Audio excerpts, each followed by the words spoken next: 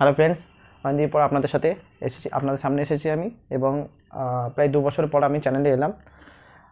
মাঝখানে কিছু সমস্যার জন্য আমি চ্যানেল বন্ধ করেছিলাম, আবার সময় পেয়েছি আপনাদের সাথে যুক্ত হওয়ার। আবার আপনাদের জন্য আমি আবার হাজির হয়েছি। সামনে যতগুলো পরীক্ষা আছে, WBPSC food SI, WBPSC miscellaneous আছে, WBPSC ক্লার্কশিপ আছে এবং এসএসসির একটা বড় পরীক্ষা ফেজ 12 যেটাকে বলা হয়, ফেজ 12-এর নোটিফিকেশান সামনে ফেব্রুয়ারির মধ্যে আসবে। এবং এই যে যতগুলো পরীক্ষা আমি কথা বললাম, সেখানে কিন্তু অঙ্ক একটা বড় রকমের জায়গা ধরে আছে। প্রত্যেকটা পরীক্ষায় আপনি 30টা বা 25টা অঙ্ক পাবেন এবং এসএসসির যেগুলো পরীক্ষা বলছি সেখানে কিন্তু অঙ্কের নাম্বার প্রায় 25 দুগুণে 50, আর WBPSCর ক্ষেত্রে কিন্তু প্রত্যেকটা অঙ্ক 1 নম্বর করে আছে, অর্থাৎ আপনি 25 বা 30 নম্বরে একটা অঙ্কের একটা জায়গা ধরে রাখতে পারছেন। এবং প্রত্যেকটা ক্ষেত্রেই প্রত্যেকটা অঙ্কের পরীক্ষাতেই আজকে যে চ্যাপ্টারটা করাচ্ছে একটা বড় জায়গা, তার নাম হচ্ছে বোট অ্যান্ড স্ট্রিম বা নৌকা স্রোত। নৌকা স্রোত শুরু করার আগে আমি নৌকা স্রোতের 4টে যে ফর্মুলা আমাকে লাগবে সেই ফর্মুলাটা আপনাকে লিখেছি। প্রথমে বুঝিয়ে দিই এই ফর্মুলা কি বলতে চাইছে। সেখানে ধরুন এটা একটা জায়গা যেখান থেকে কোনো একটা নদীর উৎপত্তি। তো এই দিকে নৌকাটা বইছে, নৌকা আমি নিয়ে যাব, এদিকে স্রোতটা বইছে। এটা যেটা আঁকলাম এটা হচ্ছে নদীর স্রোত, ঠিক আছে। তো স্রোতের গতিবেগ হচ্ছে এই দিকে, আর আমি এখানে একটা নৌকা বাঁধা আছে, নৌকাটাকে আমি ঠিক স্রোতের দিকে নিয়ে যাব। তো এই দিকে যখন নিয়ে যাব, আপনারা বলবেন বন্ধু যে নৌকার গতিবেগ এবং স্রোতের গতিবেগ যদি একই দিকে হয় তাহলে নৌকার স্পিড বাড়বে, এবং নৌকার স্পিড যখন বাড়বে তখন সেই প্রসেসটাকে আমরা নাম দেবো স্রোতের অনুকূল। স্রোতের অনুকূল ইংলিশে যাকে আমরা বলবো ডাউন স্ট্রিম। কী বলবো ইংলিশে? Down stream. এবং এই অনুকূলের গতিবেগের ফর্মুলা কি? সেটা হচ্ছে নৌকার গতিবেগ প্লাস স্রোতের গতিবেগ। নৌকার গতিবেগ এবং স্রোতের গতিবেগকে যদি যোগ করি তাহলে আমরা পাবো অনুকূলের গতিবেগ। একইভাবে যদি স্রোতটা এই দিকে যায় এবং নৌকাটাকে আমি ঠিক উল্টো দিকে ঘুরিয়ে নিয়ে আসি, তখন কিন্তু গতিবেগটা কম হয়ে যায়। অর্থাৎ স্রোত এইদিকে যাচ্ছে আর নৌকা স্রোতের উল্টো দিকে আসছে, তখন কিন্তু গতিবেগ হবে কম। তখন সেটাকে আমি নাম দেবো স্রোতের প্রতিকূল। এবং প্রতিকূলের ফর্মুলা কি? নৌকার গতিবেগ মাইনাস স্রোতের গতিবেগ। 3 নম্বর যে ফর্মুলা করব সেটা হচ্ছে নৌকার গতিবেগের ফর্মুলা। নৌকার গতিবেগের ফর্মুলা হচ্ছে অনুকূলের গতিবেগ প্লাস স্রোতের প্রতিকূলের গতিবেগ বাই 2। অনুকূলের গতিবেগ প্লাস প্রতিকূলের গতিবেগ বাই 2 এবং স্রোতের গতিবেগের ফর্মুলা হচ্ছে অনুকূলের গতিবেগ মাইনাস প্রতিকূলের গতিবেগ বাই 2। এই 4টে ফর্মুলাই আপনাকে এখানে ইউজ করতে হবে। এবং অঙ্কের ক্ষেত্রে বলে দিই, 4টে ফর্মুলা যদি আপনার জানা থাকে যে কোনো অঙ্ক নেমে যাবে, কিন্তু আপনাকে দেখতে হবে কোন ফর্মুলাটা অ্যাকচুয়ালি তাড়াতাড়ি করা যায়। এই 4টে ফর্মুলা কিন্তু যে কোনো অঙ্ক নামবে, কিন্তু প্রত্যেকটা অঙ্কের ক্ষেত্রে আপনাকে দেখতে হবে কোন ডাটাটা বের করতে দিয়েছে। তো আজকে প্রথম অঙ্কের পর আমরা শুরু করব। তো ফ্রেন্ডস, প্রথম অঙ্ক আজকে দেখছি আমরা। একটি নৌকা স্রোতের অনুকূলে 20 কিলোমিটার যায় 2 ঘন্টায়। আবার নৌকাটি ওই একই দূরত্ব স্রোতের প্রতিকূলে যায় 5 ঘন্টায়। নৌকাটির গতিবেগ কত? ভালো করে খেয়াল করুন, কোশ্চেন বলেছে কি নৌকাটির গতিবেগ কত। 4টে ফর্মুলা লিখিয়েছিলাম। তো 4টে ফর্মুলার মধ্যে 3 নম্বর ফর্মুলা ছিল নৌকাটির গতিবেগের ফর্মুলা, মানে অনুকূলের গতিবেগ প্লাস প্রতিকূলের গতিবেগ বাই 2। এবার অনুকূলের গতিবেগকে আমি যদি ডি দিয়ে প্রকাশ করি, তাহলে ডি মানে কত? বলছে 20 কিলোমিটার যাই 2 ঘন্টায়, তাহলে ডি এর মান কত হবে? 20/2 মানে 10 কিলোমিটার পার ঘন্টা। একইভাবে আবার নৌকাটি ওই একই দূরত্ব বলতে এই 20 কিলোমিটারকেই তো বলেছে, তাই না? এবং প্রতিকূলকে আমি কীভাবে প্রকাশ করব? স্রোতের প্রতিকূলে বলেছে ওই একই দূরত্ব স্রোতের প্রতিকূলে যাই 5 ঘন্টায়। তার মানে একই দূরত্ব বলতে আমি 20 কিলোমিটার রাস্তাকে বুঝবো, এবং টাইম বলেছে 5 ঘন্টা। এখানে যে ফর্মুলাটা আমি অ্যাপ্লাই করলাম সেটা টাইম ডিস্টেন্সে আমার ভিডিওতে চলে যাবেন, সেখানে আমি ফর্মুলা বলেছিলাম। গতিবেগের ফর্মুলা হচ্ছে মোট দূরত্ব বাই মোট সময়। তাহলে মোট দূরত্ব 20 কিলোমিটার, মোট সময় 5 ঘন্টা, তাহলে প্রতিকূলে গতিবেগ কত হলো? 4 কিলোমিটার পার ঘন্টা। এবার এখান থেকে আমাকে নৌকার গতিবেগ বের করতে হবে। নৌকার গতিবেগ বার করবো কেমন করে? অনুকূলের গতিবেগ প্লাস প্রতিকূলের গতিবেগ বাই 2। তাই 10 + 4/2 মানে 14/2, মানে উত্তর হয়ে যাবে 7 কিলোমিটার পার ঘন্টা। প্রথম অঙ্কের উত্তর। পরবর্তী কোশ্চেন, একটা মোস্ট ইম্পর্টেন্ট কোশ্চেনের মধ্যে একটা, এবং যারা ব্যাংকিং লেভেলে পরীক্ষা দেবেন, তারা ব্যাংকিংয়ের জন্য IBPS যারা দেবেন তারা কিন্তু এই কোশ্চেনটা দেখে রাখতে পারেন। এই মোস্ট টাফেস্ট কোশ্চেনের মধ্যে একটা, এবং খুব টাইম খাওয়ার মতন অঙ্ক। কারণ এই অঙ্কটাতে একটা দ্বিঘাত সমীকরণে একটা তত্ত্ব ব্যাপার আসে, কিন্তু আমরা দ্বিঘাত সমীকরণ যাব না, তার আগেই আমরা অঙ্ক শেষ করে ফেলবো। তো কোশ্চেনটা কি বলেছে শুনুন। একটি নৌকা স্রোতের অনুকূলে 12 কিলোমিটার গিয়ে ফিরে আসতে মোট 3 ঘন্টা সময় নেয়। তার মানে আমরা যে প্রথম অঙ্কটা করব সেটা হচ্ছে সময়ের ফর্মুলা ব্যবহার করব। সময়ের ফর্মুলা কি? অতিক্রান্ত দূরত্ব বাই গতিবেগ। এই ফর্মুলাটা আমরা অ্যাপ্লাই করব। এবার ভালো করে খেয়াল করুন, প্রথমে অনুকূলে যাবে নিশ্চয়ই, অনুকূলে যাবে, তারপর আবার নিশ্চয়ই প্রতিকূলে ফিরে আসবে, তাই তো? এবং প্রতি ক্ষেত্রে আমি দেখতে পাচ্ছি প্রতি ক্ষেত্রে দূরত্বটা হচ্ছে 12 কিলোমিটার। তো 12 কিলোমিটার এইদিকেও যেমন গেল, অনুকূলে যেমন 12 কিলোমিটার গেল, সেরকম তো 12 কিলোমিটার ফিরেও ওকে আসতে হবে। এবার অনুকূলে গতিবেগের ফর্মুলা কি বলেছিলাম, নৌকার গতিবেগ আর স্রোতের গতিবেগ যোগ হয়। তার মানে এই যে গতিবেগ আছে অনুকূলে, সেখানে কি করব, নৌকা প্লাস স্রোত। অনুকূলের ক্ষেত্রে হয় নৌকা প্লাস স্রোত, এটা হচ্ছে অনুকূলের ক্ষেত্রে। এখানে এটা হচ্ছে অনুকূলের ক্ষেত্রে, অনুকূলকে আমরা প্রত্যেক অঙ্কে ডি দিয়ে প্রকাশ করব, ডি অর্থ ডাউন স্ট্রিম। আর প্রতিকূলকে আমরা আপ স্ট্রিম বলবো, মানে ওকে ইউ দ্বারা প্রকাশ করবো, তার মানে হবে নৌকা মাইনাস স্রোত। এবার বন্ধুরা ভালো করে খেয়াল করুন, কোশ্চেনে আমাকে নৌকার গতিবেগ বের করতে বলেছে আর স্রোতের গতিবেগ বলা আছে। তার মানে কোশ্চেন যদি দেখি অনুকূলের গতিবেগ কত হবে, আমি নৌকার গতিবেগটা মনে মনে ধরলাম এক্স, আর স্রোতের গতিবেগ বলেছে 3, তার মানে নৌকার গতিবেগ হয়ে ডাউন স্ট্রিমে অনুকূলের গতিবেগ হয়ে গেলো এক্স প্লাস 3। আর প্রতিকূলে নৌকার গতিবেগ যদি এক্স হয় আর স্রোতের গতিবেগ যদি 3 হয়, তাহলে প্রতিকূলের গতিবেগটা হবে কত, এক্স মাইনাস 3। তাহলে অনুকূলে যেতে সময় লাগবে কত, এক্স প্লাস 3, আর মানে 12/x প্লাস 3, আর প্রতিকূলে যেতে সময় লাগবে কত, 12/x মাইনাস 3।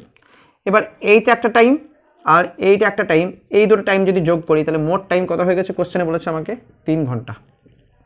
এবার এই অঙ্কটা আমরা দ্বিঘাত সমীকরণ করব না, তাহলে করবো কাকে, দেখুন এইখানে আমাকে নিয়ে আসতে হবে 3, এখানে 3 আছে, তার মানে তখন আমি চলে যাবো অপশন টেস্টের ক্ষেত্রে এবং অপশনের দিকে তাকাবো যে 3 দিয়ে ভাগ যায় এরকম কোন কোন সংখ্যা আছে। আমি দেখতে পাচ্ছি এইটা ভাগ যায়, এইটা ভাগ যায়, এইটা ভাগ যায়। আর অপশন টেস্টের নিয়ম হচ্ছে যে লাস্ট থেকে আমরা অপশন টেস্ট করবো। তাহলে প্রথমে আমি বাদ দেবো 8কে, আমি এক্সের মান তাহলে প্রথমে 6 ধরে করি। তাহলে 12/x এর মান যদি 6 ধরি, 6 আর 3 যোগ করে কত হয় 9, আর 6 থেকে 3 বাদ দিয়ে কত হয় 3, তাহলে 12/6 আর 3 9, আর 12/6 মাইনাস 3 মানে 3 পেলাম। 3 4 12 কাটলাম, 3 4 12, 3 3 9, তো নিচে একটা 3 আসছে, কিন্তু এখান থেকে তো আমার 3 আসা সম্ভব নয়, তাহলে এইটা আমার উত্তর আপাতত 9। এবার যদি আমি 9কে টেস্ট করি, তাহলে 12/9 আর 3 যোগ করলে কত পাবো, 12। আবার 12/9 এক্সের মান যদি 9 ধরেছি যেহেতু, তাহলে 9 থেকে 3 বাদ দিয়ে কত পাবো, 6। তাহলে এখানে 6 দুগুণে 12 কাটলাম, এখানে 12 12 কেটে গেল, মানে 1 পেলাম। তাহলে 2 আর 1 যোগ করে কত, 3। এই 3 একই দেখতে, অর্থাৎ স্যাটিসফাইড হলো। তার মানে এক্সের মান হয়ে গেল 9, অর্থাৎ আমাদের অঙ্কের উত্তরটা হবে 9। পরবর্তী কোশ্চেন দেখুন, 3 নম্বর কোশ্চেন, আর একটা আলাদা প্যাটার্ন।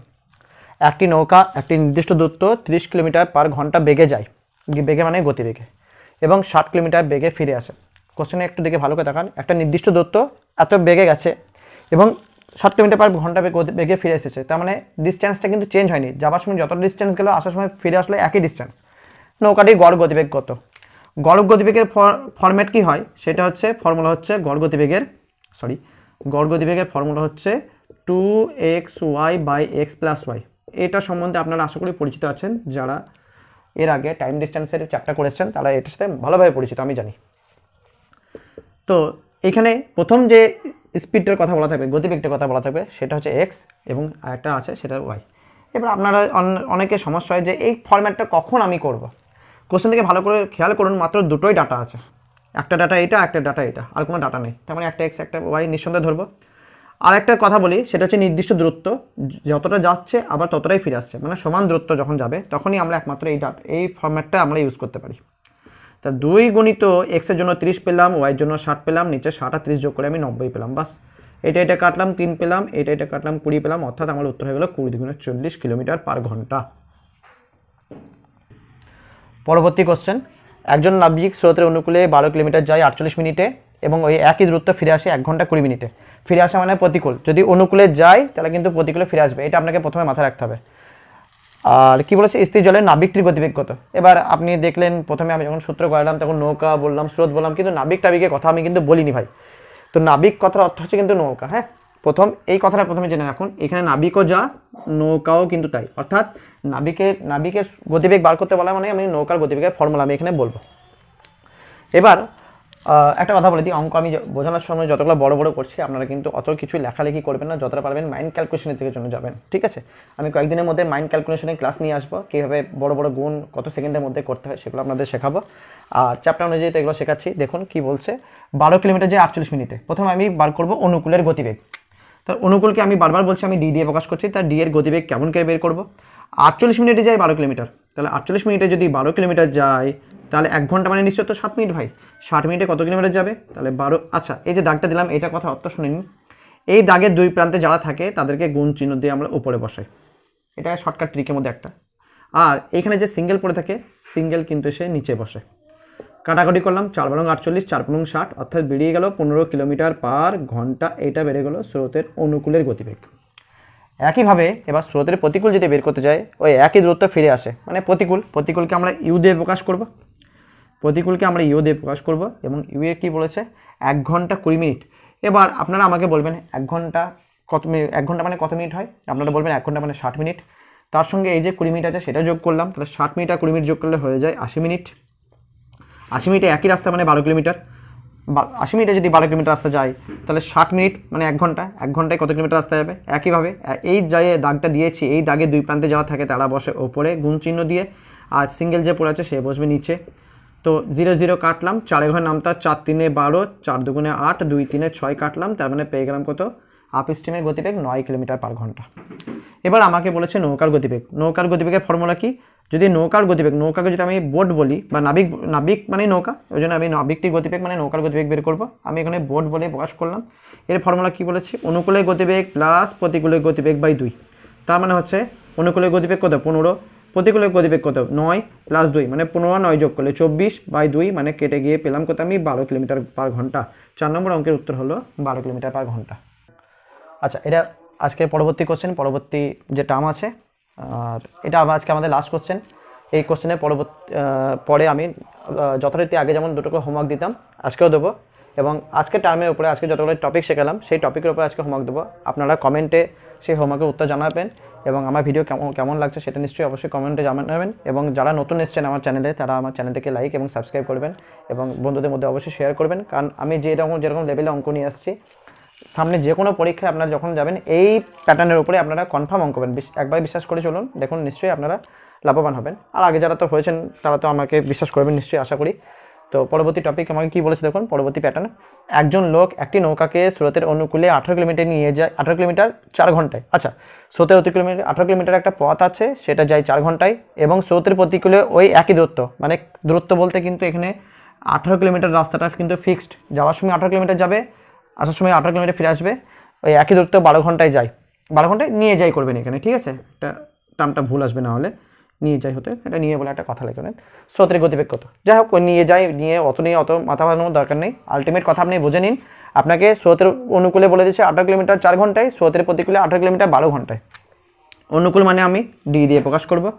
ডি এর অর্থ মোট দূরত্ব বাই মোট সময়। 18 কিলোমিটার রাস্তা যদি 4 ঘন্টায় যায় তাহলে পাবো আমি 18কে 4 দিয়ে ভাগ করলে 4.5। স্রোতের প্রতিকূল যদি ওই একই দূরত্ব মানে 18 কিলোমিটার রাস্তা যদি 12 ঘন্টায় যায় তাহলে টাইম পাবো কত? 1.5। আচ্ছা, এবার আপনাদের বলে দিই আমি 18/4 সমান 4.5 কী করে পেলাম। যারা এইটা জানেন না ভাগ করতে তাদের জন্য বলে দিই। এই যে 18 আছে, দেখুন এখানে তো ভাগ তো যায় না, তো তার জন্য আপনারা কী করবেন, একটা 0 নিয়ে নেবেন। তারপর দেখবো যে এটা ভাগ যায় কিনা। কাটাকুটি করে দেখছি আমি, 4 4 16 নামলো 2, 4 5 20, তার মানে 35 পেলাম। ওই জন্য আমি প্রথমে 45টা এখানে লিখলাম। কটা জিরোর জন্য 45 পেয়েছি? একটা, তাহলে একটার আগে দশমিক নেবো। যদি দুটো জিরো বসাতে হতো তাহলে দুটোর আগে দশমিক নিতাম, যদি 3টে হতো তাহলে 3টার আগে দশমিক নিতাম। একইভাবে এখানেও তাই, ওপরে আছে 18, আমি এটা কি করলাম 180। যদি ভাগ করি 12 দিয়ে, 12 একে 12 নামলো 6, 5 12 60, মানে পেলাম 15। 15টা বসালাম। কটা জিরোর জন্য 15 পেয়েছি? একটা জিরোর জন্য, তাহলে একটার আগে দশমিক। বোঝা গেল এবার? তাহলে অনুকূলে গতিবেগ হচ্ছে 4.5 কিলোমিটার পার ঘন্টা, প্রতিকূলে গতিবেগ 1.5 কিলোমিটার পার ঘন্টা। তাহলে স্রোতের গতিবেগ বার করতে বলেছে। স্রোতকে আমরা সি দিয়ে প্রকাশ করি, মানে কারেন্ট বলে। অনুকূল মাইনাস প্রতিকূল বাই 2। অনুকূল কত? 4.5 মাইনাস প্রতিকূল কত? 1.5/2, মানে 4 4.5 থেকে 1.5 যদি বাদ দিই মানে পাবো 3। তাহলে 3 যদি পাই 3/2 মানে হচ্ছে কেটে গিয়ে আমি পাবো 1.5 কিলোমিটার পার ঘন্টা। এটা হচ্ছে আমাদের পরবর্তী কোশ্চেনের উত্তর। তো ফ্রেন্ডস, এই ছিল আমাদের আজকে 5টা অঙ্ক যেটা করলাম তার টপিক প্রথম পার্টের। এরপর বোর্ডের স্ট্রিমে আবার সেকেন্ড পার্ট নিয়ে আসবো। এবং আজকে আপনাদের জন্য হোমওয়ার্ক, যারা হোমওয়ার্ক করবেন তারা অঙ্কের দুটোর উত্তর আপনারা কমেন্টে জানাবেন, এবং অবশ্যই আমি তার পরদিন সলিউশন করে দেবো। কিন্তু আপনাদের কাছে আরেকটা কথা বলি, অঙ্কের শুরুতে আমি ফর্মুলা বলে দিয়েছি, এবং সেই ফর্মুলা যে আপনারা অঙ্ক শুরু করার আগে সেই ফর্মুলায় আপনারা অঙ্কগুলোকে ভিডিওটা পজ করে নিজেরা করার চেষ্টা করবেন, তারপর আমার সলিউশন দেখবেন। এতে আপনাদের অঙ্কের স্পিড বাড়বে। এবং আজকে হোমওয়ার্ক অবশ্যই বলছি আপনারা কমেন্টে জানান কেমন লাগছে। তো ফ্রেন্ডস, এই ছিল আজকে আমাদের প্রথম বোট অ্যান্ড স্ট্রিমের প্রথম পার্ট। আশা করি আপনাদের ভালো লেগেছে।